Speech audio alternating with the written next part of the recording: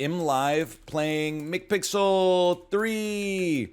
By the way, I didn't even put a link under it. Hold on. Let's put a link under it. I mean, like, under it in a separate tweet, because there's still no edit button. Dude, I know, like, I really do resist. You may be surprised to hear this. I really do resist the urge to say that everything wrong with Twitter is a result of new management. But seeing the tweet yesterday from the new CEO about how Twitter is slow because like 80% of the microservices are bloatware, and then not me 5 seconds later realizing that my Twitter feed has turned into top tweets instead of latest tweets, then clicking a button to make it be latest tweets, refreshing the page, top tweets, refreshing the page, top tweets, refreshing the page, top tweets, sleep for 8 hours, go to Twitter, top tweets. So it's just the website is just breaking. I did hear that they broke two-factor authentication, which is horrendous as well. I would have thought. I did love, the engineer saying, replying to Elon's tweet and saying, this is not how it works. I've worked here for 6 years. And then Elon replying, don't worry, he's fired. And then actually firing him. And then insane people in the comments that are like, you should know, hey, we support free speech 100%. Everyone should be free to tweet whatever they want at all times. But you can't badmouth your boss publicly. Duh. You can't is this your first day on planet Earth? You can't badmouth your boss publicly. To which they very civilly replied, well, he put us on blast publicly. He could have just, sent us a message in Slack or, internally or something like that. You can't make fun of your boss. I don't know what world you live in with your $400 lunches and your sparkling water on tap. I'm not going to at my boss on Twitter and call him an idiot. I mean, I might if I had a lot of like laterally employable skills and I was on a sinking ship and I was getting put on blast by my boss on Maine, I might say, you know what? Maybe this is the best. Maybe this is the only time to do it. Now, I'm not going to go on Twitter and at Andy Jassy and be like, hey, man, what happened to my cut? What happened to my damn cut? I'll just say, thank you, Mr. Jassy, sir. Thank you. Yes, sir. Yes, sir. But that's because I have no other options. I don't have any other, I do have a university degree and an associate's diploma in software engineering, but like I said, not much lateral employment opportunity. You're saying you want to do those things? No, not really. I don't know. I just I'm not, I hate to say it. I'm basically like a faux revolutionary. I just kind of go with the flow. I know how this sounds, but if someone was being mean to me in public, there's a part of me that would be like, I deserve this. I'm more likely to speak up if someone is being mean to someone else in public. And I don't think that makes me selfless. I think it's just an easier position to argue from. It's like, hey, don't be mean to that person. Hey, don't be mean to me makes you sound kind of like whimpering and pathetic. 2v1 is easier. Exactly. It's you're stacking the deck in your favor. I mean, I don't want to say I'm a hero, but we were at the Vancouver Christmas market on Sunday. There's one ramp you can use to get from one section of the market to the other section. And there was a person at the bottom being escorted in a wheelchair. But the ramp was not wide enough for people to have two-way traffic and allow the wheelchair to come up. I saw the situation. I waited at the top of the ramp and I hit him with the hand wave, like the come hither gesture. And they were like, thank you. And then I kid you not, I was holding back a little traffic, not holding them back physically, but psychically, I put my arm out to be like, we're just going to take a second here to get them up to the top. And a 72-year-old man looked at me like I was crazy and then tried to walk down the ramp and force the person in the wheelchair to go all the way back down the ramp so that he could get by them and get to the bottom. Anyway, I did. I Chris Pratt Jurassic Worlded them. And then they got to the top, and there were like 7 people in their party, and they all said, "Thank you, thank you, thank." It was like I was like, you know what? I am a good person. And then a lot of people look at karmic balance, which is like, oh, something bad happened to me, so now I'm due something like a favor in the future. I look at it the opposite way. I did a great deed, so I neglected to use my signal light the whole way home. I don't want to have a karmic surplus on my cosmic balance sheet. I want to get right back down to neutral, so I drove like a complete shithead the whole way home. Now you have negative karma? No, I don't think so. I don't know about that. My car doesn't let me turn unless I use my signal light. How does that work? Is it when you turn the wheel, it turns the signal light on for you? Or is it unless you use the signal light, your steering column is locked straight ahead? They both seem... The second one seems a lot more dangerous than the first one. I remember I read, this was like 2 years ago, I read a comment on r/Vancouver about driving under the influence of cannabis. Which I do not condone, and people in chat joke about it, and I get very upset. I would never text and drive. That's ridiculous. Now, would I get high and drive? Yeah, dude, if anything, I'm just at risk of driving slower and safer, lol. Which I think is very stupid. But the comment was like, when I get high, I get so paranoid, I use my signal light in the parking garage. And I'm like, I do that anyway. So you're high? No, maybe I'm just like, I don't know, maybe I'm just paranoid. Maybe I got the paranoia. It's not even paranoia. It's just like, it takes more mental overhead to be like, is this a time when I should signal? It's easier to just commit it to the unconscious and be like, anytime I'm not going to travel straight, I'm going to use my signal light to indicate. And like, I don't think it's smart for people to be like, well, nobody's around, so why would I signal? Well, how do you know nobody's around? How do you know there's just nobody that you can see? I just don't understand. Like, you don't gain anything by not using your signal light, even if nobody's around. I signaled to turn into my driveway. You know what? I do want to say we need, and I know that we're getting a little controversial here just to start with. We need a signal light that says I am parallel parking. Because there's times when I'm in traffic, like close to bumper traffic, and I put on my right signal light in order to signal that I am going to take this parallel parking spot on the right, but then the person behind me doesn't give me any space because they think I'm turning on my signal light because at the intersection I'm going to turn right down the road. So instead, I'm like signaling right and then driving like insanely slow to force the person behind me to slow down, and then speeding up really fast to create the space needed to parallel park, throwing it in reverse so the hazard lights come on, and just hoping that they're not using their phone so that I can actually get into the spot. And it has like a 30% success rate. Instead, some of the times I just sit there, you can type it in chat, you can type stare. I sit there staring at them in my rearview mirror, hoping that they're not going to drive up further. And then we're just staring at each other for 15 seconds. And I'm like, I guess, fuck it. I'll find another spot. Because now, the 20 cars behind you are like, why is the car in front of me stopped? And I'm like, that's because the fucking car behind me didn't stop for me to parallel park. So then the car behind him got right on his fucking ass. And then the car right behind them got right on their fucking ass. So for me to get into the parallel parking spot, I need like 50 independent thinkers to all move 1 foot backwards so that the guy behind me who was... texting his freaking DoorDash driver saying I'll be home in 5 minutes, he can move back so I can get into the damn space. I have a 9 a.m. flight tomorrow. What time should I get to the airport?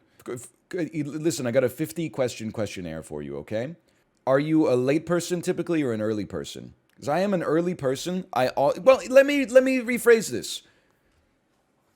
Do you like eating a nice quiet breakfast alone? Because I used to get to the airport like 3 hours early because I was like, oh, what if there's the most traffic I've ever seen and then the airport is busier than I've ever seen and they choose to make the flight leave 30 minutes early or something like that, then I would still be safe. Like I build in like 10 fail safes, just like the pilots. Now I'm an early person when I go to the airport because I love getting there. And if I get through early and I have like 2.5 hours to wait till my flight leaves, I'm like, holy cow, I'm going to have a sick ass brunch or something. I'm going to sit down, I'm going to look at my phone, and I'm going to have a moving meditation through breakfast. And if things are busy, you're going to be like, thank God I was here early. But if they're not busy, you're like, ooh, a little break, a little sitting down before I get to sit down. It's like getting to a concert early, $15 beer.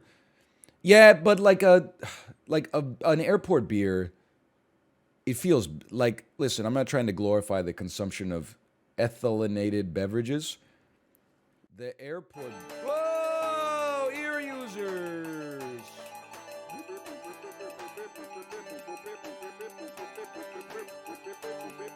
Okay.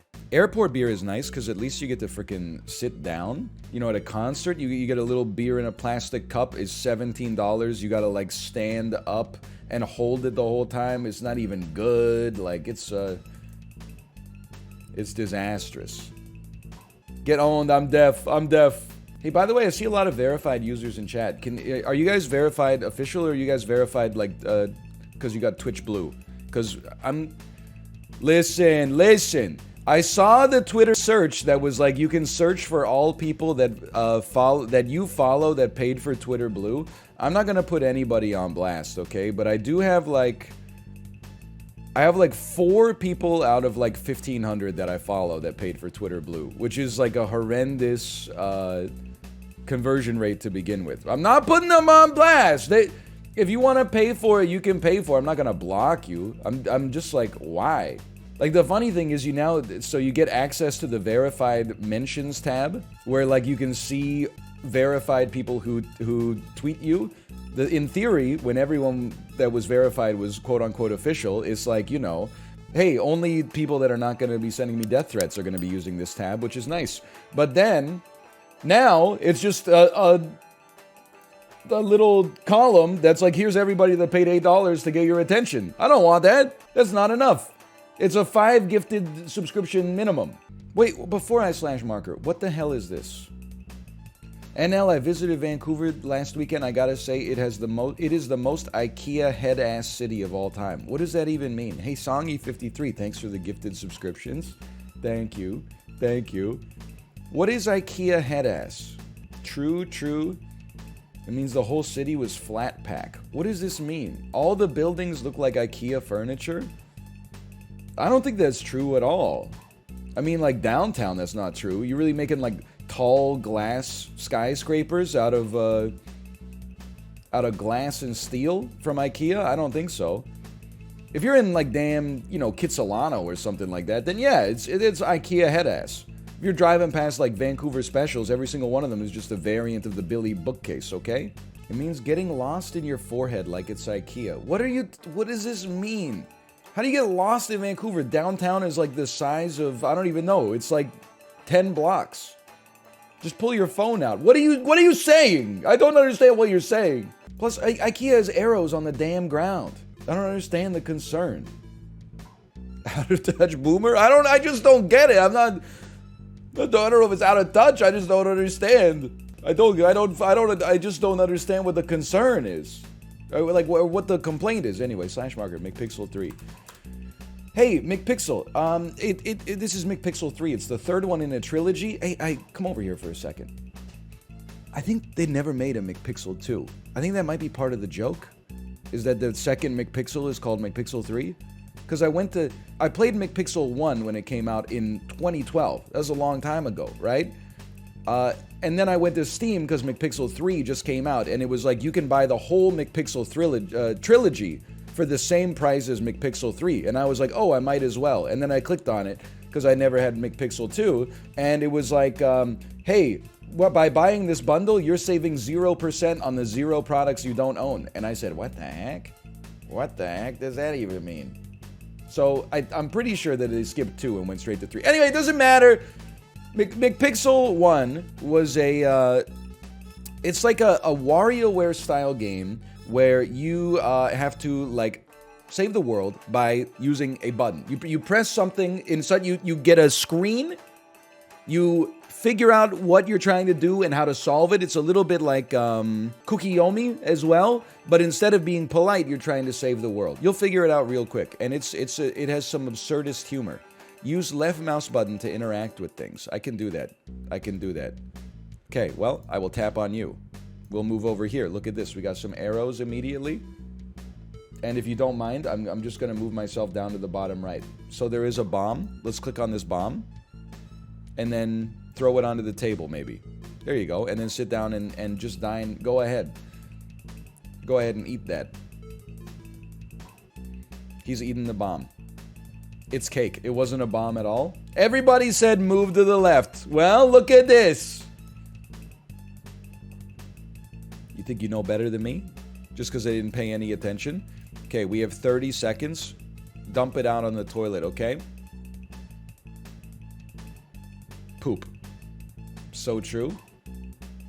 I'm clicking, I'm moving the poop to assemble a puzzle inside of my own stomach. There you go. I have assembled, somebody set us up the bomb.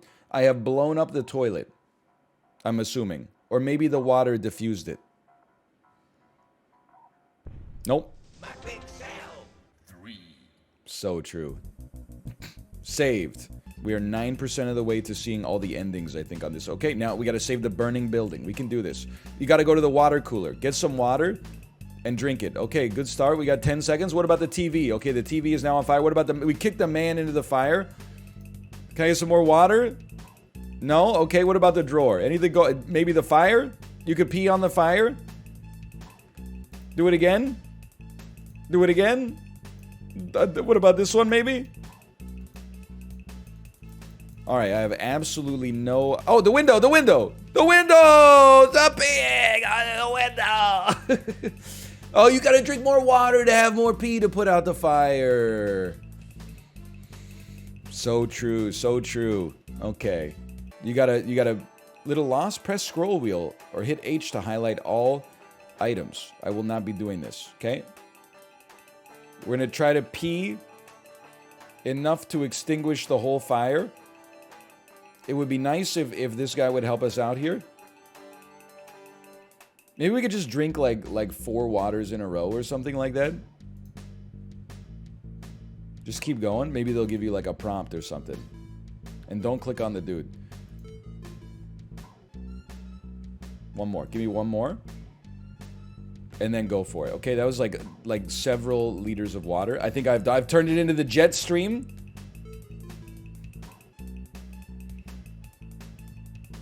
We've saved the house in some ways. It will still need to be condemned, but mission accomplished. Saved. 100% too. Well. Here's what I'm thinking. Grab the branch. Okay, kick the tree. Grab the branch. Branch must be lit on fire. It's process of elimination. This is exactly what we did last time. And it burned down the... Okay, and then here... Don't eat the hot dog. Just go to the man and put your foot in his mouth. And he will extinguish the dynamite thusly. Okay. Mission accomplished. Saved. You guys didn't think of that?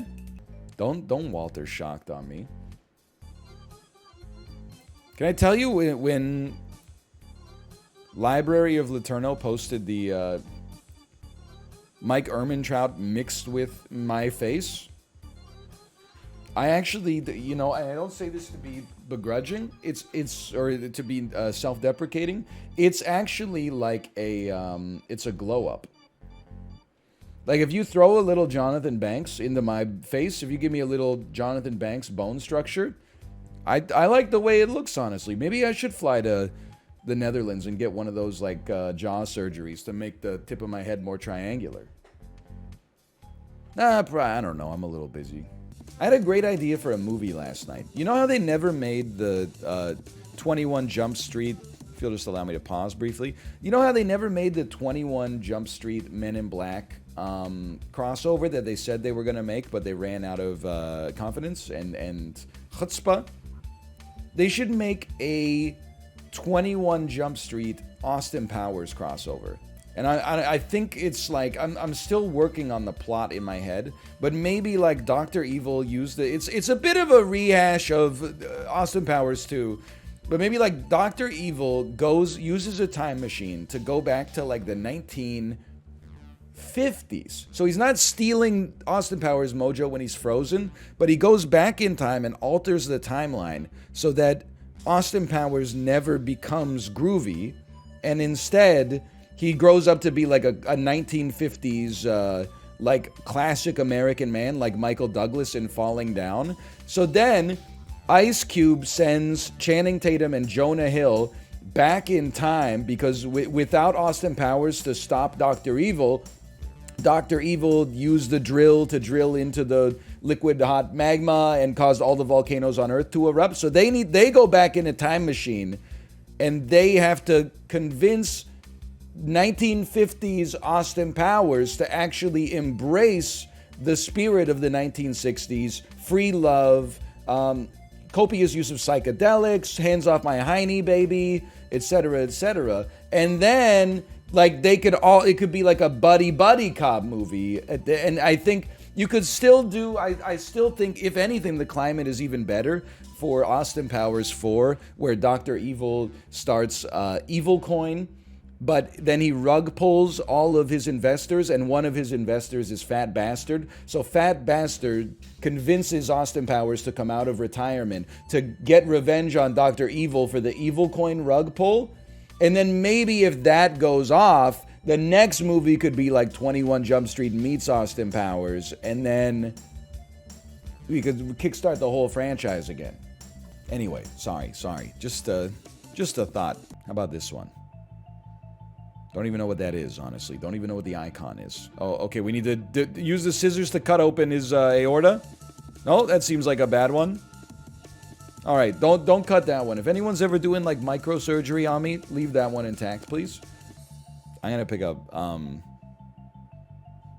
this. That seems important. I would stop. Okay, well, I'd pick up this and then eat it and then get very strong and then pick up this. And then put this into the RAM slot, even though it makes no... And I'm gonna... okay. I'm gonna become the computer chip myself, and it seems to be working fantastically. Okay. Moore's Law, proven correct once again. Oh, you guys didn't see that coming? Simple, non-linear thinking. They should really use this game for job interviews, for creative positions. I'm not just saying that because I'm the best in the world. I went into Squeaks' chat yesterday, and he said, why don't you have any badges? And I had to admit that I was watching another streamer this weekend, and I didn't want them to know that I was a partnered streamer. I just wanted to chat like a normal chatter, like you guys. So I went into my badge settings and turned off all my badges. Because I don't want it, like, if you know somebody and you go into their stream, that's fine. But I didn't want to go into like a random person's stream that was streaming something I enjoyed and be like... have everyone be like, OMG, it's NL, oh, you know? Hold on, I'm gonna just punch him and see what happens. KO. Saved? They can still read your name? Yeah, but the streamer won't be tipped. If the streamer doesn't know who I am, the badge won't tip them off that I'm like, oh, I'm somebody you need to, like, pay attention to. Let's melt the cheese. And feed it to the mouse. Sorry. And then leave. There you go. There's the cheesy. Oh! Paint. I'm gonna make a glass of water. I'm gonna make a blue glass of water.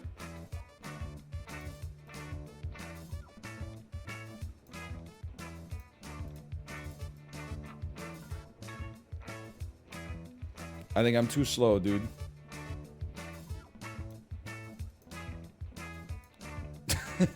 Okay. I think that'll work. I bet it, like anything that looks like water, they're gonna accept it. Why does it have waves? I always draw water like that. You guys don't draw water with little waves in it? I've never really been asked about it before.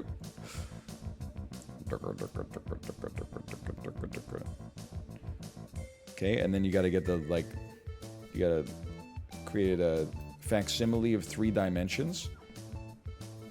It's water right there. Be cool. It's simply water.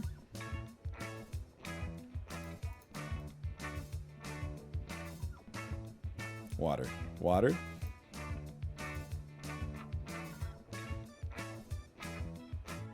It just exploded. I went over to it and I kicked it. I guess I gotta do something with the bomb. It's my only options. And then put it on the horse.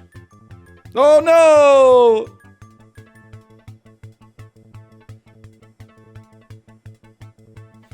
Okay, problem solved. I was thinking like scissors makes the most sense for the next one. Maybe you could cut the fuse. Scissors kind of hard to draw though, dude.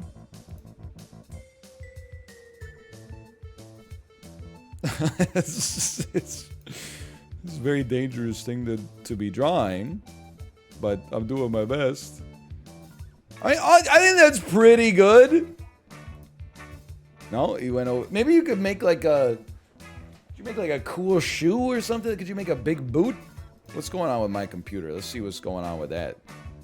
No? Okay. They gave you awful specific colors. Wait a minute. Mario! We need to make a Mario, dude!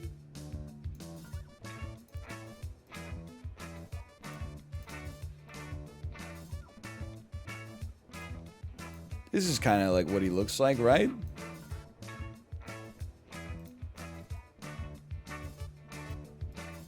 It's me, Mario.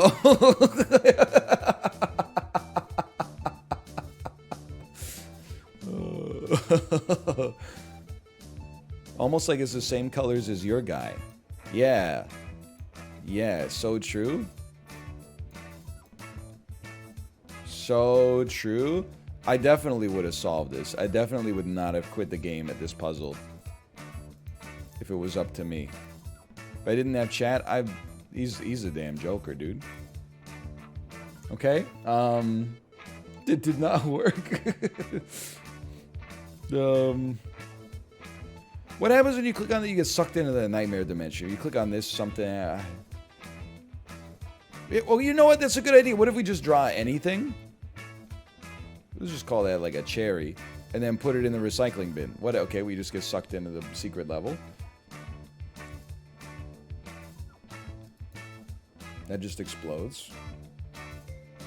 This is a tough one, man. Could you just cover up the bomb? Push it off screen with a broom?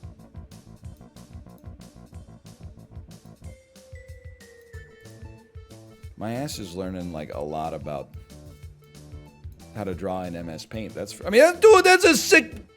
Oh, I honestly thought he was pushing it over. That looks so good.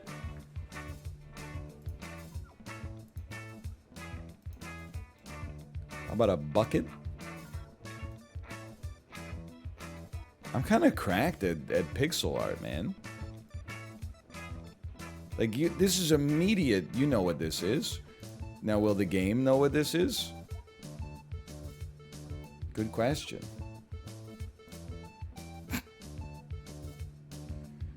I looked up the answer. You're never gonna get it. What happens when you open the computer again? Stop clicking the bomb. I don't know what to make. Yeah, I'll make here. I'm gonna make McPixel again, aka myself, aka the last president of the United States, and then there he is. I'm gonna click him up here. I smash the computer. Could I do this and smash the recycling bin? That was some progress, at least, I thought. Okay, don't take this long. It gets worse every single time. This is Gary Oldman from Dracula. Okay. Try doing that and then click the start menu. I got nothing else to do, man.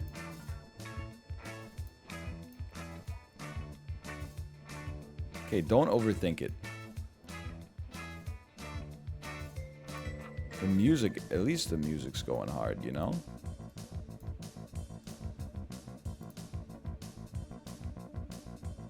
Is this good? This seems good? Ah, yes. Just what we all thought would happen. The start menu would rise to the ceiling. We would chop it down with a facsimile of our own head. It would fall on the bomb, thus diffusing it. No problem. Everything according to plan. Dab on him? How long did that... I mean, that only took... 2 minutes? 3 minutes? 10 minutes? 20 minutes? How droll, Niles. Niles, you're more of a... That's more of a non sequitur than a McPixel solution. Be that as it may, Fraser. Maris and I are getting a divorce. I didn't get a chance to talk about it yesterday, but somebody in chat said, what if George Costanza used the Infinity Gauntlet to beat traffic? And I like the bit, that's some of the genius of Seinfeld, is that the bit just pops into your head fully formed when you get like the outline, right? So you could see Jerry being like, you snap to beat traffic? Jerry, have you ever tried to make it across town during rush hour? They're lucky I only snapped once, Jerry. I could have been snapping all day. You're sick. You're sick. Rather than break up with her, you snapped her? It's the Mind Stone, Jerry. I don't think I rode the subway until I went to Korea. First subway this is a true story. First subway I ever rode in my entire life. Living on my own, 22 years old, in South Korea. Imagine my surprise. 7 years later, we go to London, England. Mathis Games is there. He sends me a text message. How do you use the subway here? It's in English, brother. The signs, you just follow the instructions. You didn't grow up in the damn Crucible trying to figure out how to ride the subway in Asia as a 22-year-old bachelor. Basically, you just go up to like a kiosk and then like buy a thing and then you put it in the thing and you're good to go. But anyway, the man is the solution here.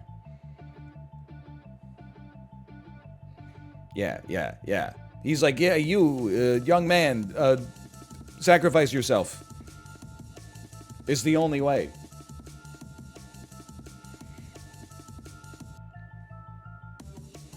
It's that easy. Maybe he wanted to know how to ride without paying. So true. Then maybe that doesn't sound like him. Again, I had so many anecdotes from this weekend I didn't get to talk about yesterday because we were doing collaborative stuff and then bunker life. When we went to the Vancouver Christmas market, one of the highs is there's a carousel there, like a little merry-go-round, right? We were so excited for our daughter to ride on the merry-go-round. Spent the whole lineup, maybe like 10 minutes, being like, what horse do you want to ride on? She's like, oh, I want to ride on the green one. Oh, I want to ride on the pink one. Oh, I want to ride on that one. We're about to get on the carousel. The dude says, sir, and I said, listen, I hate that I'm a habitual rule follower, but unless someone gets in my way now, I'm just going to do whatever I want to do. I'm going to trust myself. So anyway, he says, sir, I keep walking. He kind of grabs me on the shoulder a little bit and says, sir, sorry, your daughter needs to sit on one of the benches. Ruined the whole carousel, man, because we spent 10 minutes building up the horses that she could ride on. Then we get on the carousel. We're forced to sit on a bench the whole time. She's going, Mommy, I don't want to sit on a bench. I want to sit on the horsey. I want to sit on that one. But it's like, it's not a crime you can like get away with. Because I thought about like putting her on the horse. But then like every time you go around the thing, you're going around at like 1 kilometer an hour and you see the dude on every revolution. So I didn't want him to be like, stop the ride, Sir, everybody off. Sir, I told you for liability purposes, she needs to be on the bench. Anyway, it's still fun though, but they just had the damn like employee of the month there that time. He doesn't get paid enough to care? Well, he cared enough to tell me in the first place, so If I was Costanza, yeah, I think I would have snapped. I think I would have snapped the Infinity Gauntlet for sure. Disobeying rules at theme parks is how that dude got his leg chopped off at Six Flags. What are you talking about? I mean, I believe it. It's just... There's something both horrific and hilarious about theme park accidents. Like, somebody being injured at work is horrific. Somebody being injured on a ride that's called, like, Avatar Flight to Freedom is a little bit like, come on. Like, to be like, I'm not saying it's funny that they were injured. I'm just saying the going from the highest high of being on, like, a thrill ride to the lowest low of suffering grievous injury at an entertainment venue is like... I mean, I'm struggling with how to explain how I'm saying it, but... It's not funny, but if it happened to a fictional character, I would be laughing, you know? Yes, like, it's the perfect example at the Avengers campus at Disney California Adventure when the animatronic Spider-Man gets launched to do his, like, gymnastics routine, but then the robot blue screens, so his lifeless body just, like, crashes into the building and takes out part of the structure. That is... that is hilarious. That's very funny. Get on the elevator. We're going down to B1F. The first basement floor. Hey, by the way, while we're here, can I issue a quick fuck you to elevator designers around the world? We have these things, they're called ordinal numbers. Maybe you've heard of them. 0, 1, 2, 3, 4, 5, 6, 7, 8, 9, 10. Worst thing in the world. You park at a parking garage, you get in the elevator, and you're just greeted with letters. Okay, P3, P2, P1, fair enough. Then we get to fucking L, LL, M, GM, UR. What the... I don't know whether I'm supposed to be going to lobby, lower lobby, upper lobby, mezzanine, upper mezzanine. I have no... Can we not just have like a 1, 2, 3, 4, 5? Like, this is too much, man. What the hell is UR? Is upper retail.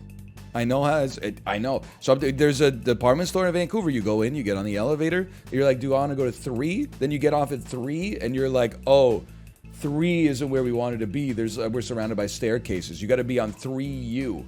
Just say Metrotown. It's not Metrotown. It doesn't surprise me that Metrotown is like that as well. Here we go. Do I have the strength to do it? I don't know. We're turning left. I'm yelling timber. I could drive on the grass a little. She's built like a steakhouse, but here's the thing, Jimmy. She handles like a bistro. Why is your Hamlin impression so good? I don't know where it came from, but I recorded 4 Super Auto Pets videos yesterday where I just never stopped using the voice. Like, I couldn't figure out how to talk like I normally talk. Something like fundamentally broke in my brain. Because I would have been like, something fundamentally broke in my brain. I will be buying a cockroach. Jimmy? You can control... Yes, okay, listen. I can drive, okay? One of the finest arthropod names the world has ever known. Buy some more moths, buy some more fish. It doesn't matter if they're boiled or fried. I'm disappointed in myself for not thinking laterally. Posture check. You know what? Posture check is good. I am sitting up straight in my gamer chair. I just lowered the height a little bit. And then I'm going to move my armrests up a little higher. There you go. And then my arms are sitting nicely. I was so hunched, it's embarrassing. I mean, I spent probably 10 years sitting you flip the chair the other way around so the back is facing the monitor, and then you put your knees on where your butt's supposed to go, and then you lean your torso over the back. I spent 7 years as a teen sitting like that. And then I spent a few years in college predominantly using my computer by putting my laptop on my bed, where my pillow was, and then laying down on my stomach and circumflexing my wrists in order to use the keyboard. I was like, I don't need a desk. I'll just do all my homework on my bed, laying on my stomach. And I think it did semi-permanent damage to my wrists and elbows. Like my elbows used to have like, they would almost hurt to touch because the elbows would be like, put all my weight on my elbows to type, and then they'd be like pushing into the springs on the mattress. And my wrists, I mean, yoga has helped out a lot, honestly, but maybe like 10 years ago, my elbow and wrist were always sore. Now they're pretty good, but I never, as soon as I got a laptop, all semblance of posture went out the window. Any news on the Rumbleverse update? People have problems with their brains. Like, I know you probably deal with people on like a daily basis who they'll like promise you stuff and then they'll be like, you know how I said I was never going to drink soda again? Well, I'll have a Mountain Dew, actually. Like, if you're waiting for the capitulation, it's not going to happen. My aim is true and my resolve is steeled. There's no update to have regarding Rumbleverse. The game itself is updated. Go ahead, play it. You can download it for yourself for free on the Epic Games Store using creator code northernlion. It was deleted from the hard drive. It's gone. I spent it. Are you more likely to play Dota or Rumbleverse? They have an equivalent likelihood of 0. Is Bunker Life coming back? My brother in Christ, has been 21 hours since the last time it was played. You gotta just fucking relax, man. Just chill. It's not even, what do you mean is it ever coming back? That shit is not even gone yet. It's like it's like being at Olive Garden and they're like, hey, do you want to like pre-order your next meal? You're like, I haven't even finished the unlimited breadsticks yet. Olive Garden actually does do the pre-order meal thing. You can order a to-go meal for once you're done and you put it in the fridge. America is one of my favorite countries. It's up there. I travel there on occasion, for sure. I personally think that they do restaurants weird. Like, obviously, they do also have some of the best restaurants in the world. But, like, whenever I go to the US and I'm served an absolutely insane portion size, and I go, why is there so much food? People go, well, in North America, or in the United States, when people go to a restaurant, they expect to get enough food to eat 2 times for a full meal. Which is, why? Why does that make... Like, does anyone else ever, when you buy one movie ticket at the theater, do you expect to see 2 movies? You buy a new car, do you expect it to come with another, like, a second car just because you're there? Like, it's just a weird philosophy to have on eating out. It's strange to me. I'm not jealous, I'm just like, I mean, honestly, when I go to the US, I eat like as much as I want to eat, which is usually not the whole plate. And then I just give it back to the server and they go, do you want that boxed up? And then you have to like fight them a little bit. Do you want that boxed up? No, that's okay. Are you sure? Are you sure? Could make a night. There's enough here for like a nice lunch or like a midnight snack. Are you sure? Are you sure? And I'm like, oh, our hotel doesn't have a fridge. And they're like, you could just leave it out. You could just leave it out on the windowsill. And then maybe maybe the power goes out anyway. Anyway. It's not wasting food. They wasted the food when they cooked twice as much as one person needs to eat for lunch. I'm not the person I'm not the purchasing manager who bought all the raw ingredients and then cooked it and then plated it for one human being. Hey, I'd like to have lunch. Here's 2 lunches. Can you take that other lunch and do something with it? Nope. It's not. The restaurant is not able to do so. It's your responsibility now. Doesn't make any sense, man. There are sometimes, though, when you order that much, you order that much food and you eat it all, and you go, now I'm pogging. But most of the time, I don't understand the idea that restaurants should be like that. I mean, there are times when I'm actually thrilled that a restaurant has smaller portion sizes. You know, sometimes you go out to eat, and you're like, if you give me too much food, I'm not gonna say I'm gonna eat it all, but I'll eat like more than I should. And I don't even just mean for health reasons. Sometimes I'll just eat till like I'm uncomfortable. Because usually it's like a 10-minute delay from when you took the last bite to when you start feeling like the amount of food that you've consumed, you know? So having like a normal portion size is like the restaurant sort of inoculating me from myself. Would you rather have more food or have to order twice? I don't know how many times I've been to a restaurant in my life. Probably it's gotta, I mean, how many days have I been alive for? Like 15,000 or something like that. I've probably been to a restaurant like, wouldn't surprise me if it's been 2,000 times. Not a single time have I ordered an entree and been like, that wasn't enough, I'm gonna order another entree. You've ordered dessert? Yeah, are you deluding yourself into thinking that you're ordering dessert because you're hungry and not because you like want to eat like a sweet food? Me neither, because they give me enough food for later. I'm telling you, most of the restaurants I've eaten at are in Canada, and I've never had to order a second entree.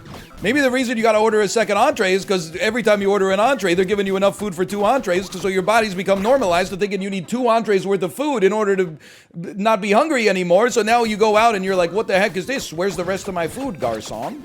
Because you ate the poisoned apple in the first place, now you got no choice but to eat 2 poisoned apples at every subsequent meal. There's also the stigma of finishing your plate from traditional parenting. That, I'll give you that. I think you should have to either choose between finishing your plate or getting 75% of your calories from snacking. Right now, I'm choosing a little bit of column A and a little bit of column B.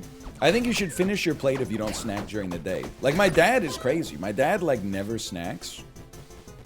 He just eats 3 meals a day, and he eats a lot for all the meals. I don't know how he does it. It's madness. I'm like the opposite. I eat like 3 normal-sized meals a day, but then I snack like, every 45 minutes. Sorry, it's not called snacking. It's called grazing. It's the way our ancestors ate, probably. That's what I tell myself, at least. People were trying to tell you. Yeah, but people are too busy, like, jumping in front of bullets for, like, the Olive Garden right now, too. There's a lot of stuff going on in the chat. Don't get me wrong. There's times when, like, I like it. I'm just saying... I mean, the time where, like, I was like, this is too much, was when we went to, like, this Italian restaurant with my in-laws. And we ordered a kids menu meal for our daughter. And she was only, like, 1.5 at the time. So I don't expect her to eat the whole kids menu meal to begin with.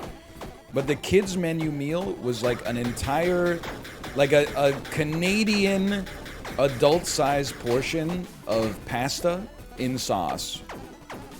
And then also, for no other reason, 6 chicken nuggets, just like draped over the side. Like, there was no thought given to like, do these foods make sense together, or like, I'm promising you it was not like a chicken parmesan situation. They were literally just like some oven-baked chicken nuggets thrown on the side of it. And I was like, no child needs to be consuming this much food at a lunchtime. Like, the kids menu portion was like the size of what I would eat. And I ordered like a gorgonzola gnocchi or something like that. I expected there to be like 20 gnocchis. There was at least like 75 gnocchis and it was like in a huge bowl, and it was just, it was almost like a brick of sauce that had like some pasta inside of the sauce. There wasn't sauce on the pasta. There was pasta on the sauce. I only ate like a third of it. What did it cost? She was like $13.99. It was crazy. It was absurd. I'm not knocking the US though. There's parts of, I mean, like, getting a lot of food for less money is nice. I can understand on a base level that's nice. The same way when I drive in rural Washington, the lanes, like every street has more lanes than major streets in Vancouver do, even though there's 1/30th of the population. You can catch my ass in like Mount Vernon, population like 8,000. Every street has like 4 lanes. I'm like, this is comfortable, man. I can see why they did this. Just one more lane, bro. So it is. But in this case, I think that it didn't actually induce any demand because there's no people to induce there's less people to induce the demand from. You can add as many lanes as you want if nobody lives there to drive in the first place. Hey, I'm from Mount Vernon. See you at the Tulip Festival next April, brother. May? I don't know when it is. Then why have 4 lanes? Because during the Tulip Festival, they have to wait in line in traffic behind 3 people, and they go, this is ridiculous. I'm coming for the Tulip Festival too? I mean, it's a pretty good time. I'm not knocking the Tulip Festival. Am I saying that the town is full of people who, when they walk into a restaurant and there's one person at the maitre d' stand in front of them, they go, oh, it seems busy. Do you want to go someplace else? I'm not saying that. If I was saying that, I would be saying that with a sense of compliment. It would be complimentary. It would just be a little humorous, sort of, you know, like a Niles Crane-esque droll bon mot. It is true. The nicer restaurant you go to, the less food you get. But, like, I'm not saying everybody should be eating at fancy restaurants at all times. But, like, the kinds of people who, like, not even for, like, financial reasons, but just for, like, you know, economical reasons. Like, they're like, I refuse to pay more money for less food. It's like, for me, that's like when, it's as if someone said, I refuse to go to the movie theater and pay movie ticket prices unless the movie is, I'm always gonna go see the longest movie at the movie theater. Like, sometimes you get different meals can accomplish different things for you, you know? There's a restaurant I drive past that offers $11 all-you-can-eat spaghetti. See, that's frightening to me. Because, like, $11 is... I would look at that as already, like, a pretty cheap price for, like, one serving. Like, one adult-sized serving of spaghetti. But $11 for all-you-can-eat spaghetti is a little frightening for me. Pasta's so cheap to make, though. Yeah, but you got, like, the rent for the building, you know, paying your staff, taxes, insurance, electricity. Like, it's just an awful lot of,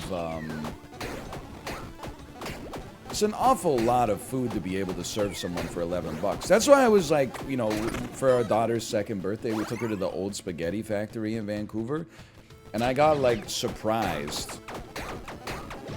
Because, like, my entree, I got, like, a pesto linguine or something like that, okay? I added chicken to it. It was, like, $2.99 to add a chicken breast to it, which is... It's a price I've not seen since, like, the year 2005. My entree came with a free soda, which listen, none of this stuff is, like, low margin. These are all high margin things. Like, it came with a free drink, it came with a salad, it came with bread, and it came with a huge portion of pasta, and it came with a free ice cream for dessert, and the whole thing was like $15.99 Canadian. And I was like, this shit is, something's not right in the back room. Like, there's no, like, I could not even come close to cooking the meal for this at home. I get that you got some economies of scale, but still. Don't even get me started on the back rooms, man. Was it good? No, not really. It was pretty bad. Right here, in where I live, P.F. Chang's charges $5 to upgrade rice to fried rice. Listen, I'm not trying to stand for the P.F. Chang's corporation. Oh, my first bit of damage! But, like, steamed rice to fried rice is not a straight, like, $2 upgrade, man. Like, you're adding a lot to that. You're adding, like, oftentimes a meat. You're adding chopped vegetables. You're adding, like, some soy sauce. I feel like $5 to go from steamed to fried is a sensible... It's not an egregious cost. Now, when you go to A&W and it's like a $5 upcharge to get from fries to onion rings, like... That's a little much for me. I gotta always think about it. But then I'm like, I'm never at A&W. And part of the reason I'm here is for the onion rings. I'm gonna do it, and I'm gonna feel good about it. Then you bite into the first onion ring, and then your teeth don't properly cut through the onion, so you pull out the whole onion, and then you just have like a half ring that's just batter, and you're like, I'm never gonna financially recover from this. Fried rice is made with older rice. Yeah, but it tastes better. It's not, like, try having an argument with the P.F. Chang staff. You can't fool me. Hey, this is just steamed rice you made yesterday and then added a bunch of other stuff that's really tasty too. You should be giving it away for free. Can you make me a new fried rice, please? Can you make me a fresh fried rice? Fresh frozen? Yeah, it's like stale bread. Like, of course it's better. It's like nature toasted it for you. A little oil, a little soy sauce. Sorry, it's a Peppa Pig quote. A little tomato, a little cheese, into the oven and into my tummy. Peppa Pig has rotted his brain. A little bit. Like, I was talking about how I want to see that movie, The Banshees of Inisherin, or whatever it's called. However, I will admit, I'm not sure if after, like, a year of mainlining Sesame Street, Peppa Pig, and, like, Pink Fawn, which is the baby shark company, in case you're not toddler pilled, I'm not sure I'm mentally prepared to deal with a movie as bleak as that it supposedly is. I think I need to, like, ease myself back into it. I need to watch Blade Trinity first, and then maybe, like, a Ryan Reynolds romantic comedy where he was, like, chubby when he was a teenager, but now he's hot, and he's trying to... You get the idea. I need to watch, like... Are there any movies where some motherfuckers are always trying to ice skate uphill or whatever? Blade? No, but, like, obviously Blade, but, like, apart from Blade... I feel like in Uncut Gems, Howard is always trying to ice skate uphill. Like, it seems like he gets in his own way of potentially having, like, a pretty nice life. Blade 3? What's Blade 3? Oh, you mean Blade Trinity. Sorry. I thought you were talking about a different movie. Because there is no Blade 3. There's a movie called Blade Trinity, which is the third movie in the Bladeverse, but Trinity's in the Matrix? That is true! That is true. Don't even get me started on the Matrix films. What would be Luna's favorite card in Marvel Snap? Okay, kind of an insane question, but I think I have an equally insane answer. I think that personally, she would probably be most into Devil Dinosaur, because we took a ton of damage there. Because she loves dinosaurs. So I think Devil Dinosaur is the safe bet. Who's the highest DPS player in the NHL? It's not even close. It's Connor McDavid. I mean, there's some people that are like, you know, they're getting the same ballpark, but there's nobody that's running the bases like McDavid right now. To mix in metaphors a little bit, but is he strength or dex? He's definitely a dex build, but he's pretty well balanced, honestly. What's his Ags upgrade? He did it to the Rangers last season. His Ags upgrade is he becomes incorporeal for 3 seconds while getting a 25% speed boost, which allows him to slip through defenders as if they weren't even there, and yet still get an opportunity to shoot on the goalie. Sportsball people are so cringe. Don't let me catch you post on, like, fucking r/teamfight tactics. Yeah, I don't know what they did with dwarves this season. I used to go dwarves every time for the +1 HP bonus, but Riot, as usual, fucked it up. Don't let me catch you on fucking Path of Exile talking about how many imperfect topazes you need to create a semi-perfect topaz, which will help your crit chance. And then if you look, you see where the 2 lines on this custom-made graph that I programmed in R intersect. If you can play 17 hours a day, that's the intersection point where it's better to invest in semi-perfect gems instead of just going with imperfect gems. Shut the fuck up! Don't yuck my yum. When I was in Daegu, they didn't let me into a club because I was a foreigner. Yep, that's the thing that happens in Korea. There are some places that are locals only. There are also some places you have to show... When you live in Korea as a... it's potion seller, dude. When you live in Korea as a foreign resident, you get something called an alien registration card, which is like way more metal, or it's way less metal than it sounds like, but there are places you have to show your alien registration card to go inside. I think it's they might legitimately have like a quota and be like, we can only have like 6 foreigners in the in the club at any given time. And then there's also some places that allow foreigners but don't allow military personnel in. It would happen like now and then in Daegu, because there was like, I don't know if the camps are still open, but there was like a few American military camps there. You would just be like enjoying yourself at a bar, and then like military police would come in, and half of the bar would get really quiet, and then like 2 40-year-old men would leave with like a 21-year-old man. Not like under arrest, but like under duress, I suppose. Where did they go? I mean, I'm pretty sure they just went... I'm pretty sure they just weren't supposed to be, like, out, or they weren't supposed to be that drunk. So military police come in and are like, hey, dummy, go back to base.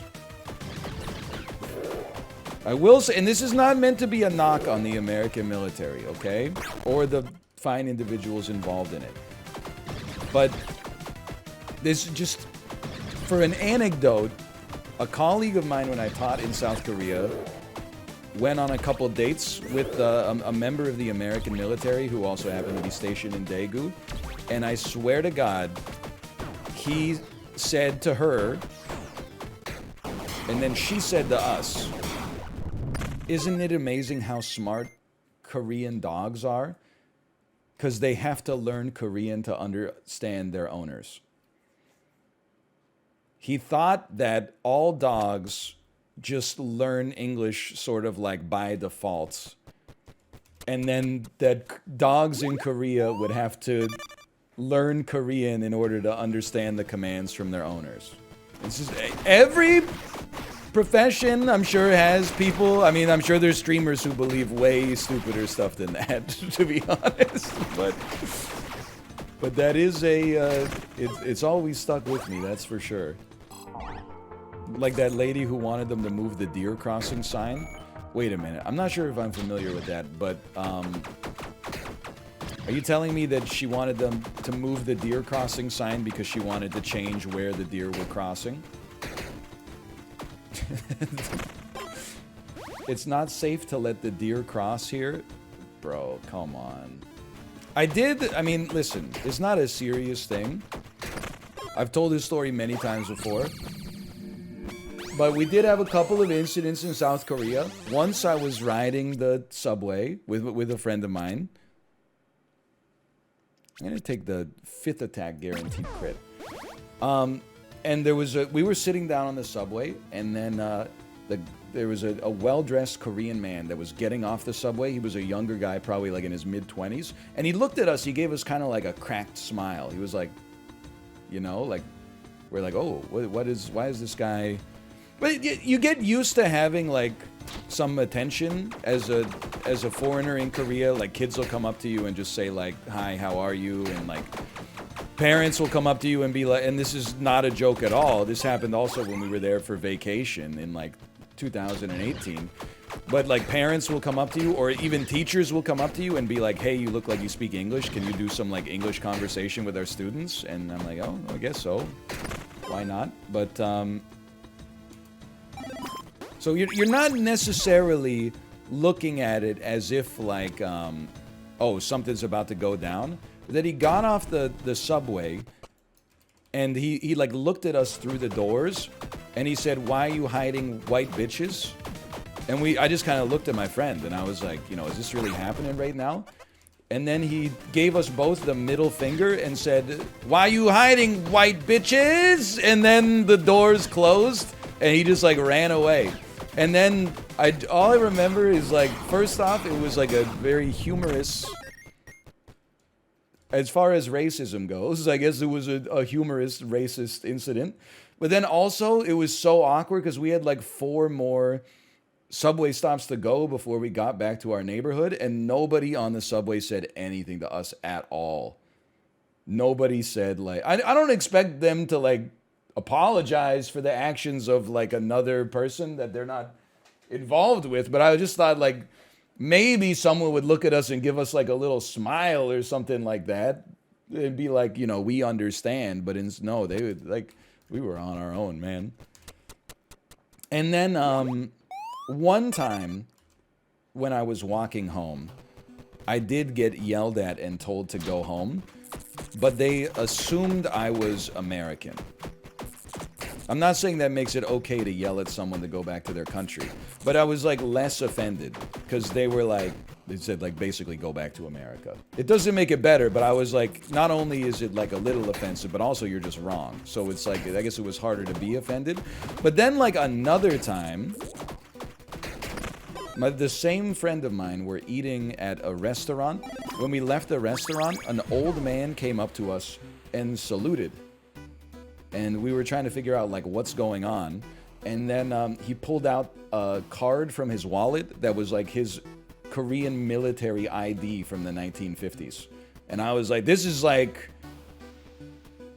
racial, but in the other way. It's like, I don't deserve any credit for that shit, man. I didn't do anything.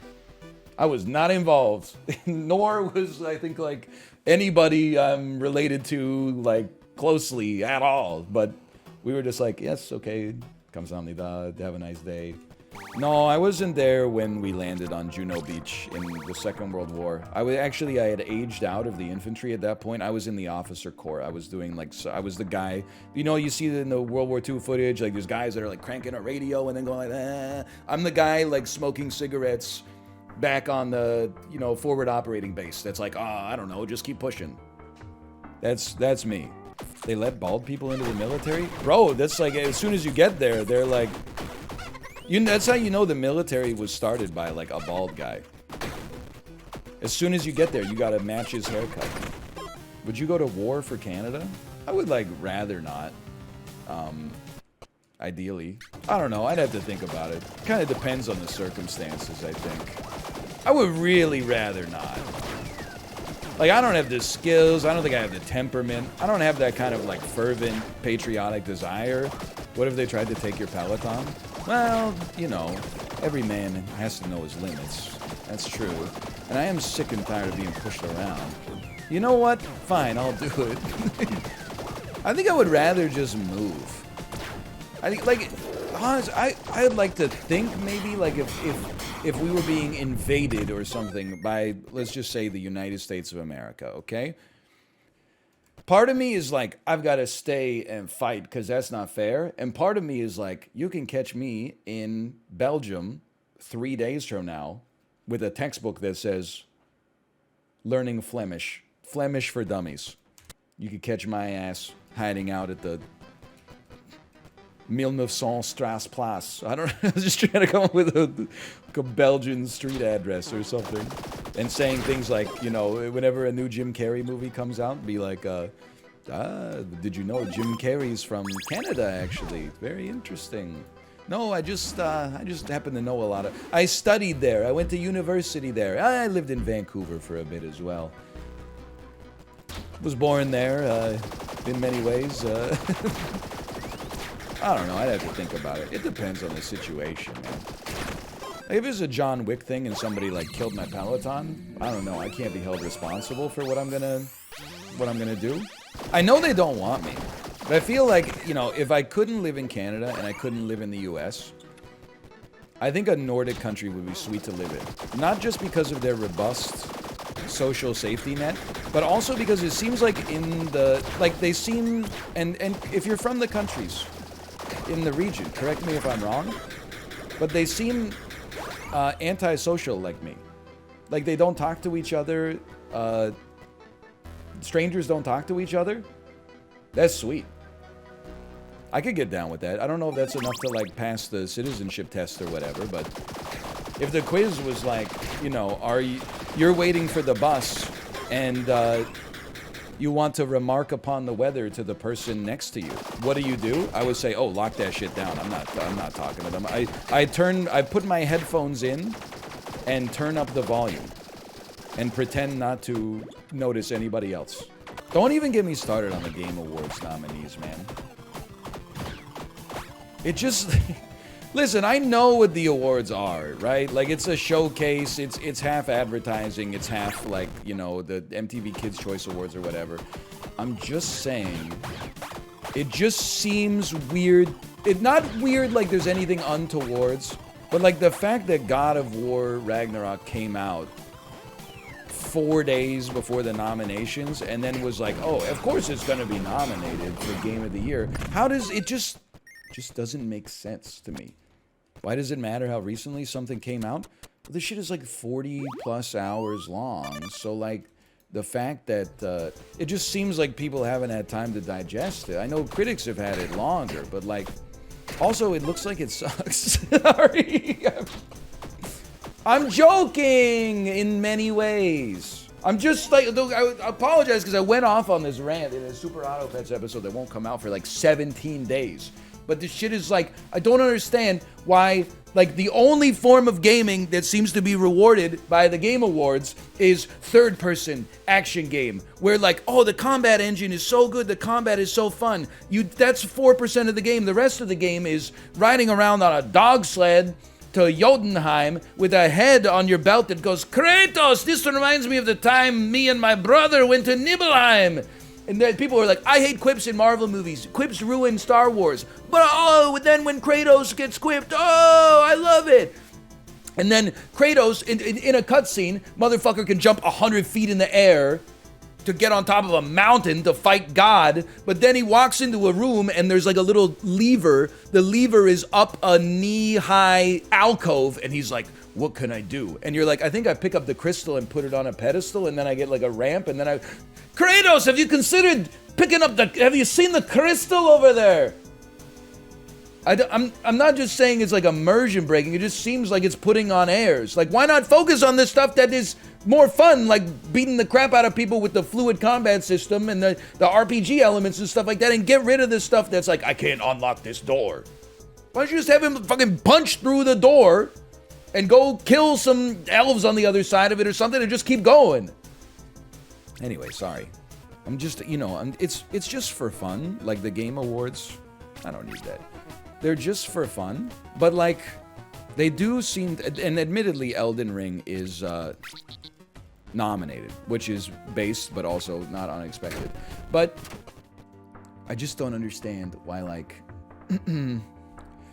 anytime I hear about the Game Awards, I'm like, okay, which third-person action adventure game is going to win Game of the Year this year, right? Like, we need, like, more diverse awards shows. It doesn't necessarily have to be the Game Awards. Like, the Oscars are probably never gonna give Mandy Best Picture. That's fair enough. But we need like another awards show that's like, here's a different, people who are interested in different things get to vote on this awards show. And it's because, like, even in the indie games category, a lot of the stuff that was nominated there, I'm not saying is bad, but it's like they're just the 7 premier, like, triple-I indie games of the year. And I'm like, where the fuck is, like, Vampire Survivors? 99% positive reviews on Steam, 1 million copies sold, but because it only has, like, one mechanic in it that's done really well, it's not as good as a game where never mind, it got nominated. Okay, vote for Vampire Survivors. But if it wasn't nominated, my point would stand. Imagine if it wasn't, though. No, I'm not mocking God of War. Well, okay, yes I am. But I'm doing so only because all this shit, like, reinforces the amount of, like, enhanced legitimacy that it gets from every media outlet. Creates an environment where, like, that is the platonic ideal for gaming. And if you're ever like, well, I actually think, like, Super Auto Pets is better than God of War, because God of War has too many mechanics for me to really get a feel for any of them, and the game has like 7 hours of great story, admittedly great story, but it's gusseted by like a staggering amount of what feels like busy work put in to pad the length so that you feel justified in paying $60 for it or whatever. People are like, oh yeah, but you prefer the emoji casino? I'm like, yeah, I mean, Give me like a one mechanic game done well any day of the week. I'm not saying like they should make a God of War auto battler. All I'm saying is I wish I could stop getting made fun of for not enjoying stories when it's not actually the story of God of War that makes me stay away from it. It's the fact that in order to get to the cutscenes, you gotta fight 7 elves that are flying around while a thing quips on your belt, and then when you kill the elves, you get plus 3 Alherian steel, plus 7 gold, plus 8 dwarven leather, plus 9 upgrade crystals, and then I gotta go, I'm looking through my fucking double entry ledger trying to figure out if I need more Heimdallian bronze to upgrade my belt to get plus 1 frost damage, to get etc, etc. I'm like, just the cutscenes, the cutscenes don't bother me, honestly.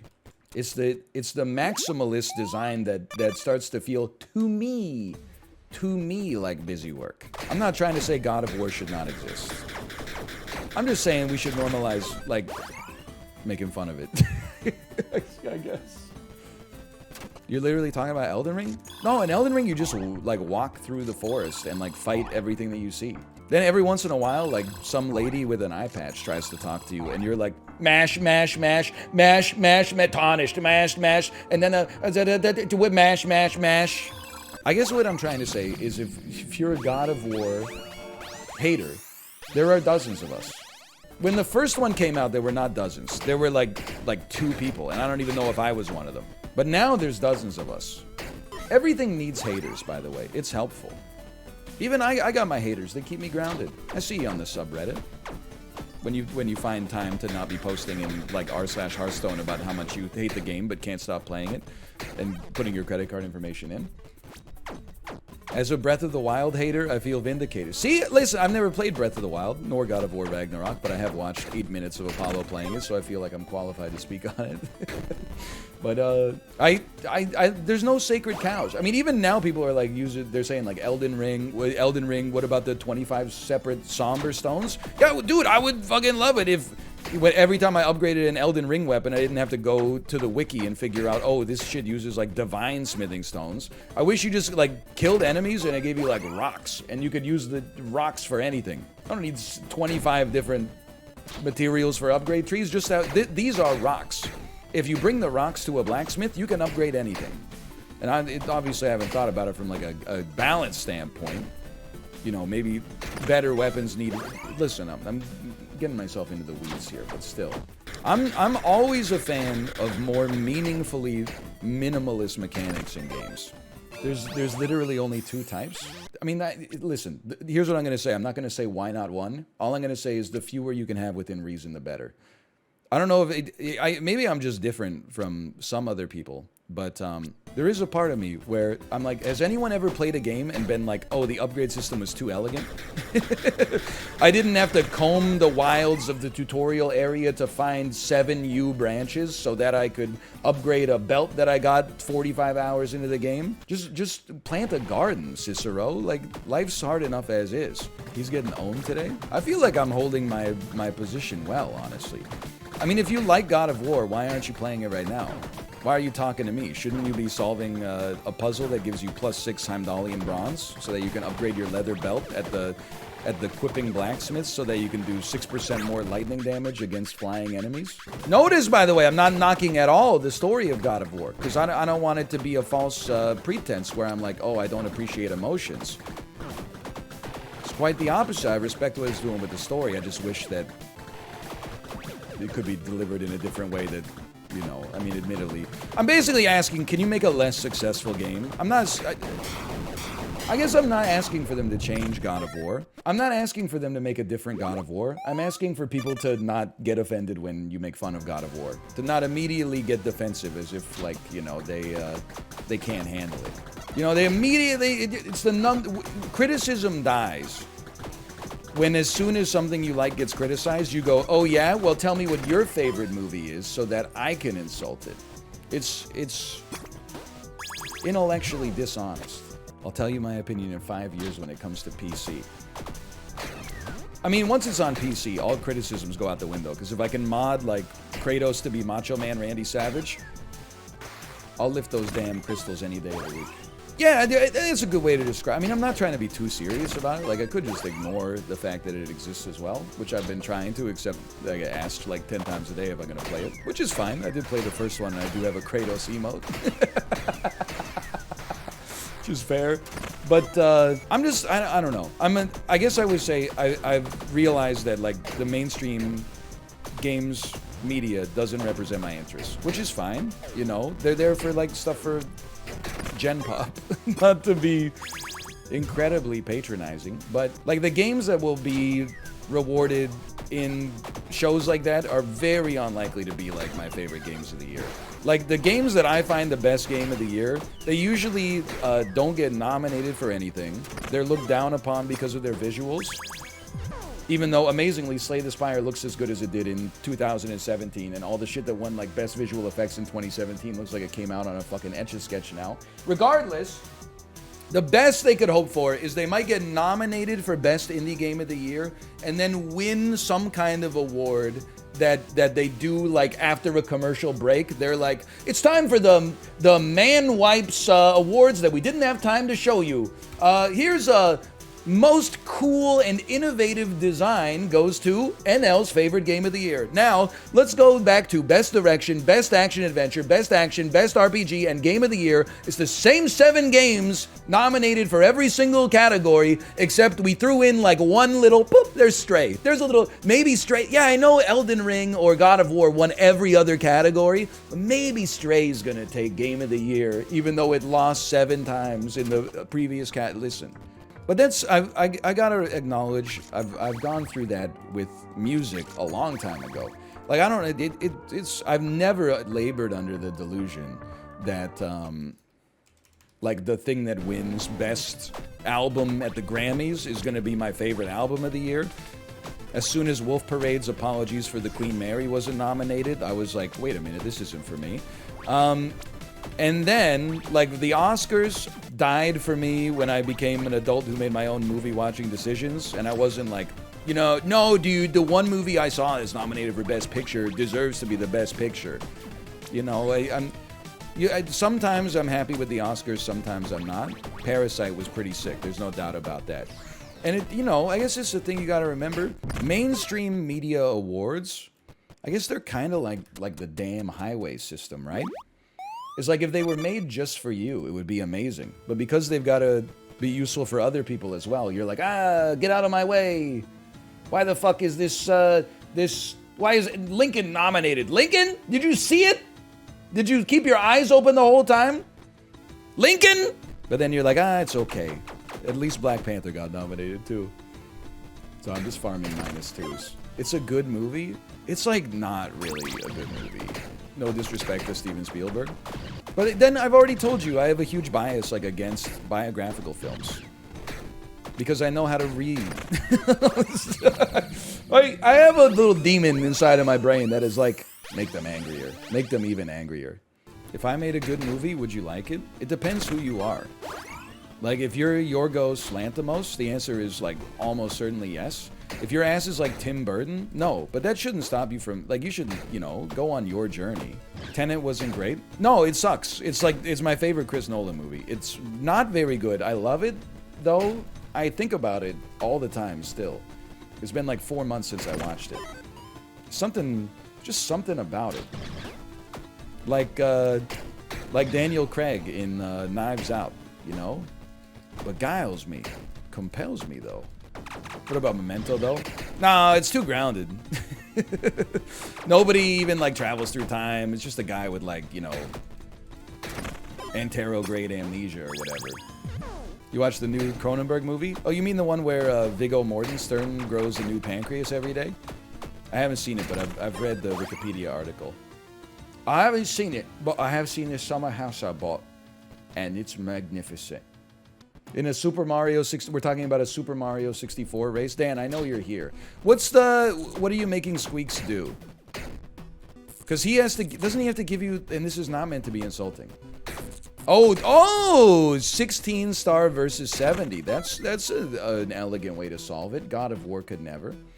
Please stop insulting God of War. Why? Oh, it can't take a little bit of criticism. It's just got like a 94 on Metacritic. Some asshole is just like, it's not for me. People are like, my lady, Kratos, I will defend your honor. I get it. You can't listen. Nobody can insult it right now. In fucking 6 months, you guys are gonna be watching this VOD, and you're gonna be like, even if I don't agree with them, that shit was kind of funny. It's just right now. It's like, it's too close to home. I get it. Okay.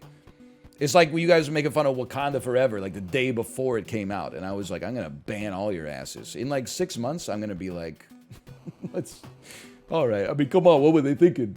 What the suit looks like it looks like fucking ass. What, you know, I haven't seen it yet. No one's watching this VOD 6 months from now? What are you talking about? There's at least going to be like one person out there watching this in like 2027. They're going to be like, I know it's weird. And by the way, this is fine. I've watched the Tiny Rogues playthrough every night before bed for 4 years. I mean, I'm the same way. Like, I've been listening to like the same 4 audiobooks before bed for like, I don't know, since like 2017. And you'd think like having you listen to them all the way through, that's the thing. Because you listen to them when you're falling asleep, you don't remember anything. So it's like a new book every time. Yeah, one of them is The Rise and Fall of the Third Reich. You would think at this point, after using the audiobook to fall asleep for literally like 7 years, I would know everything there is to know about the Second World War. But every time I listen, I learn something new. Another one is Howard Zinn's A People's History of the United States. But to be honest, that one... So here's the way, if you're listening to audiobooks, okay? Here's how it goes. The first several times you listen to them to fall asleep, you're like, oh, I remember the start of this chapter. So you just go to like a random chapter. And then they're going to talk about, you know, like Eugene Debs or something like that. And then you're like, doo-doo-doo-doo-doo-doo-doo. But then when you listen to them so much, you'll get to a point where like you pick a random chapter and then you have to scroll to get like 20 minutes into the chapter to have stuff you've never heard before.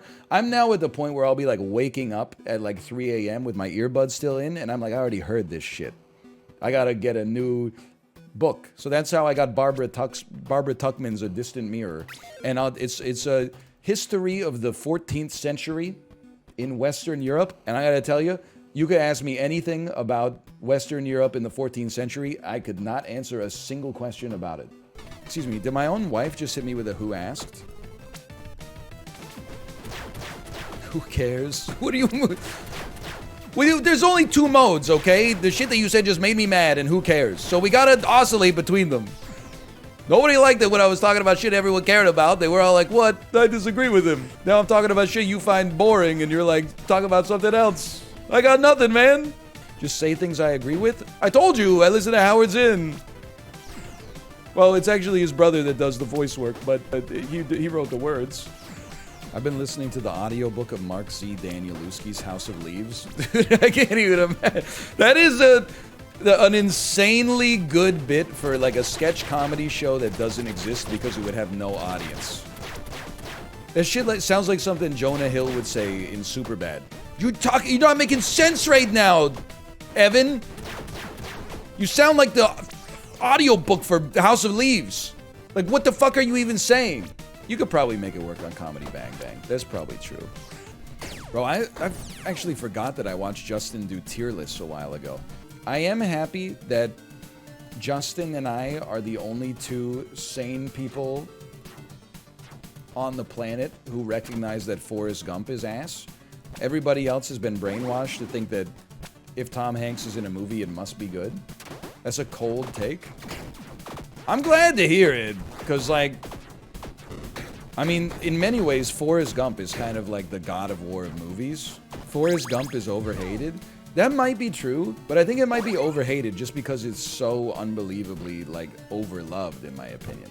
Okay, I'm into this. Like, if you were to ask people on the street, hey, what's your favorite movie? If you asked 1,000 people, how many people do you think would say Forrest Gump? I mean, keep in mind, there's like 50,000 movies out. I would say, I bet 2% of America's population has Forrest Gump as their favorite movie, which is a super high number. 99.9% of movies ever released would have 0 representation on that list. I think you would get 2% of people that say Forrest Gump.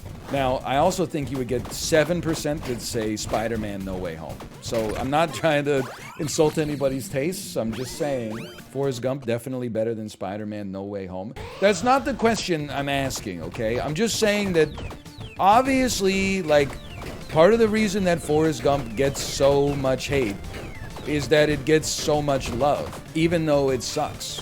I just don't believe that this motherfucker was at all those historical events. Like, Forrest Gump is like Benjamin Button for American history for me. It's just like, I can't suspend my disbelief. I can't believe that Benjamin Button is aging backwards and is giving Cate Blanchett a kiss on the lips when he's an 80-year-old preteen. And I simply don't believe that, you know, Forrest Gump could do all this stuff. I don't believe that he could run across the United States of America, fight in the Vietnam War, be an early investor in Apple, start the Bubba Gump Shrimp Corporation. Like, it's just too much, man. I also love good stuff. Like, you may go back in the old Twitter archives when Parasite was getting a bunch of attention. Kate and I saw Parasite. I did not say, whoa, why is everyone talking about this shitty movie?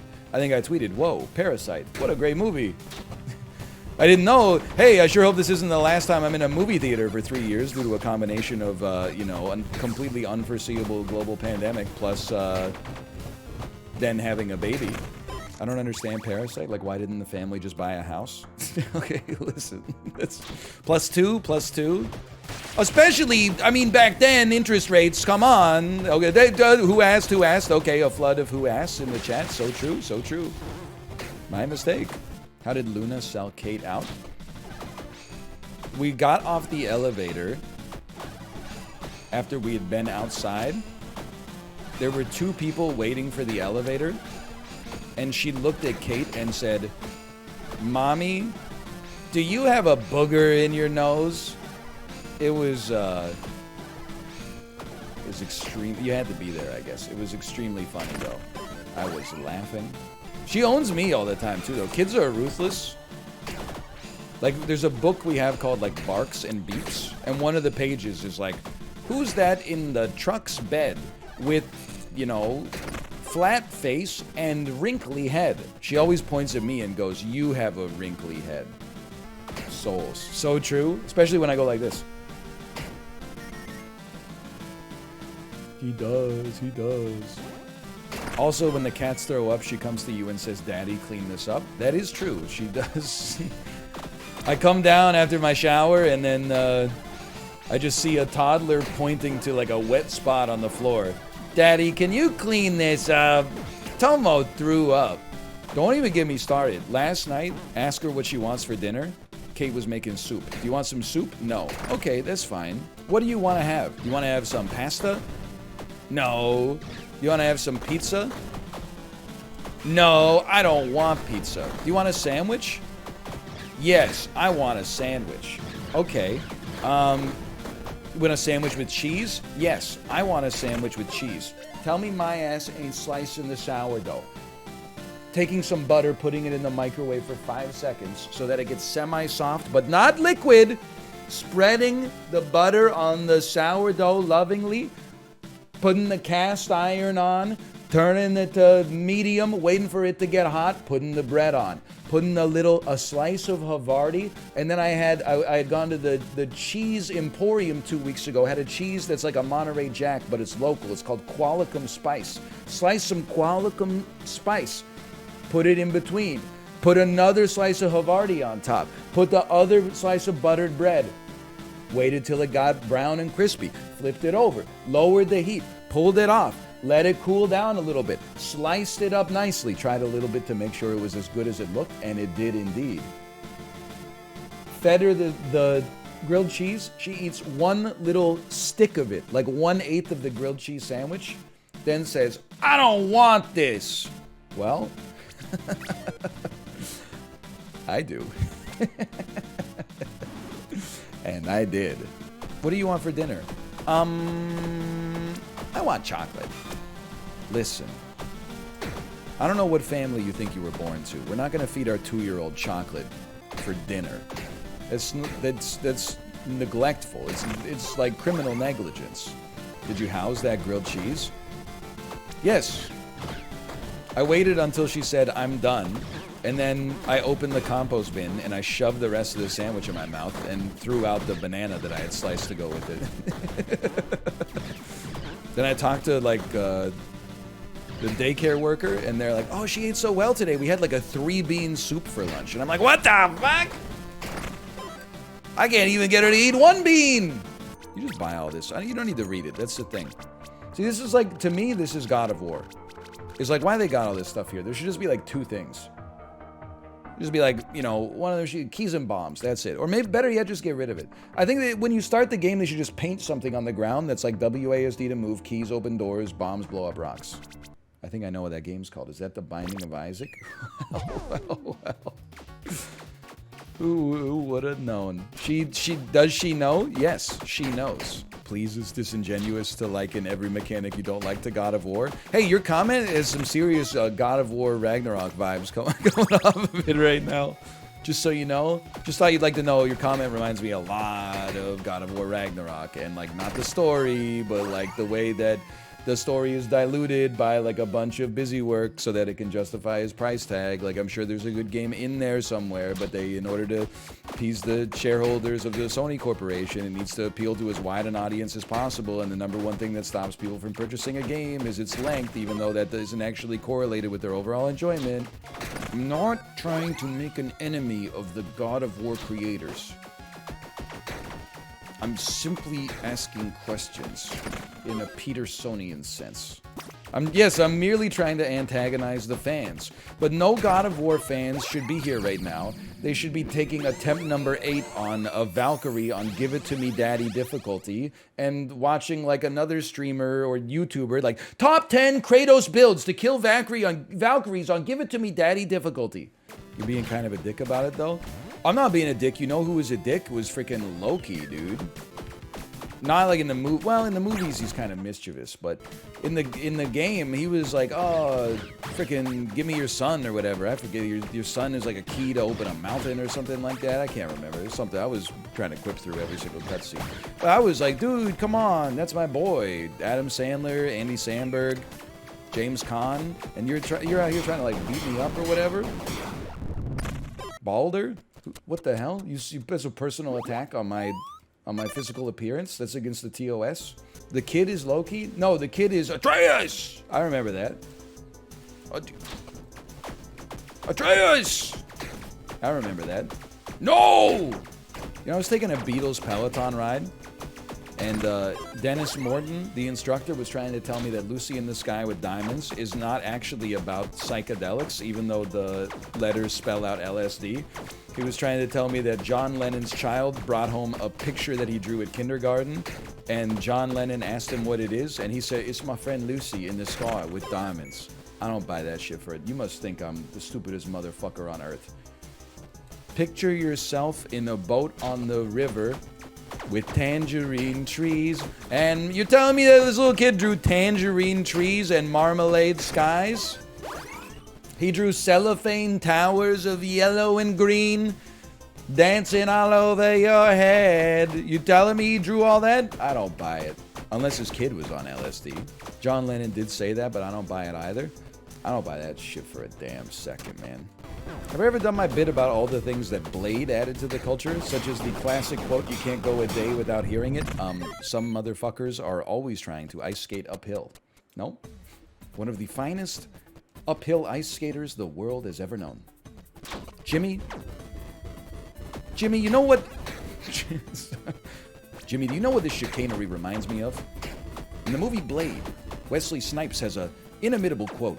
Some motherfuckers are always trying to ice skate uphill. That's you, Jimmy. You're ice skating uphill. Chuck, as far as I'm concerned, it's open season on suckheads. No, Hank, no. Hank, take your skates off. There's an uphill incline. This shit is so stupid. Why does anyone watch this? What is wrong with you? Oh, man. It doesn't make any... Can you imagine showing this stream to like a 60-year-old man? Nothing better to do? Ain't that the damn truth? I do need to make an OBS scene of me in the car. I could definitely go like... and just have this be like a car window. Chad! Chad! Don't buy the elephant! There's no hurt triggers! Oh wait, he's got his hands behind his back. Yeah. Don't buy the elephant! Anyway, yes. Don't say Chris Tucker was too busy on Little St. James, okay? We don't know. Yeah, there's those photos of him on the plane and in the manifest and all that. Those could be... I'm sure I've been on a plane with some bad people before. That doesn't mean I was, going with them. Just happened to both be on, Air Canada flight 789 from Vancouver to Toronto. That doesn't mean I'm partying with Mr. Wonderful, Kevin O'Leary. I forgot his name. What about the North Korea stuff? I don't know. I feel like if Kim Jong-un invited me to North Korea, I'd probably go. He's like I've heard like he's a bad guy. I'm going full attack speed. But like he hasn't done anything to me yet. And it would be rude to turn down an invitation like that. So, you trying to get kidnapped? I mean, it would be In some ways, it would be flattering, I suppose. Just... Are you joking? Yeah, like 100%. Now that I see the response in chat. No, I wouldn't visit North Korea. This is like ancient YouTube now. I remember it was like 2012. A YouTuber got in trouble because they got invited to North Korea by like the North Korean Bureau of Tourism and made a bunch of videos about like, check it out, they got like an amusement park. Here's me on like a water slide. And like, here, look at all the food I'm eating in the restaurant. Everything that the West says about this country really is a lie. And then there was a little bit of backlash where they had to post an apology video that they were like, I wasn't fully aware of all like the human rights violations and stuff like that. I was just having a good time. I'll be better about it. I won't accidentally, you know, glorify dictatorship in the future. I apologize. If Kim Kardashian wanted to do a collaboration, would you do it? No, like, okay, I'm not trying to get, I'm not trying to have a take. I don't think I would. I don't really know, like, I don't know why I would. I don't know what she does. Oh, they meant, oh, sorry. You mean Kim Jong-un? Sure, why not? I'm joking! No, I would not do a collaboration with Kim Jong-un. But I would, if his people are watching. I'm joking! Kim Kardashian, though, no shot. No shot. When was the last time you unironically BatChested? I don't know. I mean, it's happened before. It hasn't been that long. Certainly when I was in the theater when Captain America picked up Mjolnir, man. Sorry for the spoiler, by the way, but that was, I mean, I was certainly BatChesting then. That was only like 3 years ago. But I've probably BatChested at other times more recent. Actually, no, you know what? This is more wholesome. But I BatChest at our daughter every day when she, like, exhibits some kind of cognitive development. If she'll like say a sentence, like she'll use a conjunction now. She'll use and. First time she said and, it was like da na da na da na da. So that's where I BatChest most of the time these days. Kind of cringe. Oh wow, you've been 2 years on Earth and you finally learned how to use and. Wow, congratulations. Look what I've done in the last 2 years. I put air in our tires. To the correct PSI recommendation, I might add. Oh, this man wouldn't land a single parry in God of War Ragnarok? Listen. There are streamers who can't figure out how to open a Roth IRA that are playing that game on its hardest difficulty level, okay? I think I can muster the strength to give it a try. No need to take shots. Jay, I've been taking shots all day! You aren't even American? Yeah, but I know a little bit about the world. I'm not drunk. I just have to, like, go pee a little bit. I have had to for, like, 2 hours. And I go, 5 minutes. 5 minutes is always awkward now that we're not in a Zoms-based world anymore. What do you do? Read? Okay, I could read some psychotic like restaurant, or maybe not even restaurants. Let's just look up some reviews of like a No Frills. How about let's look up reviews of. Let me see here. How about Brandon and Joanne's No Frills Vancouver? Let's see what the reviews are like. 4.2. That's pretty good. That is pretty good. I'm gonna move on to Mike's No Frills instead. How you looking, Mike? 3.9? Little closer. Little closer. I would like to look at the reviews. I would like to sort them by lowest. No Frills, by the way, is a Canadian grocery store. They have no frills. That's their thing.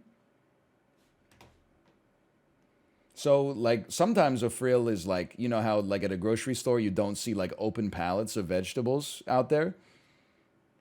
That's a frill. Shelves are a frill. Sometimes you'll just go there and there'll be like a big wooden box full of like broccolis. Sometimes Cauliflower is a frill. Sometimes, oh, you wanted all the vegetables you need to make your food to be in the restaurant? I'm sorry to tell you, you should have gone to a grocery store that has a couple of frills. Because this grocery store, oh, you wanted circular shaped meat, not square shaped meat from the 1950s? I'm sorry to tell you, that's a frill. Was in the area to pick up some items for a barbecue happening recently. They did not have the items in stock that were in the flyer, so I bought substitute items at regular pricing. Oh, here we go. The Asian female cashier with long hair was extremely unfriendly and rude. Leave a 1-star review without mentioning the race of the person who served you. Challenge. Difficulty impossible. It is the first time I have encountered a Loblaw staff member this unfriendly, and it appears a few other reviewers have encountered the staff member as well. First and last time to shop here. There are people out there that are shopping, they're choosing a grocery store based on the politeness of one of 8 cashiers. Worst store in the whole Vancouver, don't visit there. The manager and supervisor attitude is just awful, the egotistic person.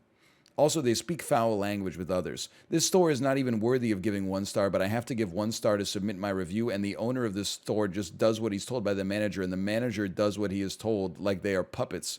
He is not even aware of what's going on in his store. Just ashamed of working in this store. Worst experience. I just wanted some 89-cent potato chips.